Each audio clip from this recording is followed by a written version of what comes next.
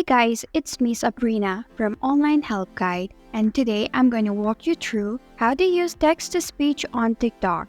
It's pretty simple and quick, so let's jump in. I'm on TikTok right now. Tap on the plus icon which is at the bottom of your screen. Now record a video or just upload a video. Once you have created a video, tap on the AA icon. Now enter a text. You can choose text font from this menu, and you can change the colors too. Once you're done typing, tap on the done button.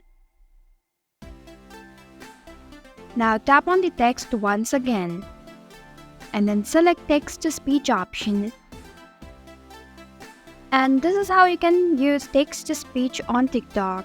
Thank you for watching Online Help Guide. Hope this video was helpful. If it was, then hit the like button and comment down if you have any questions or feedback.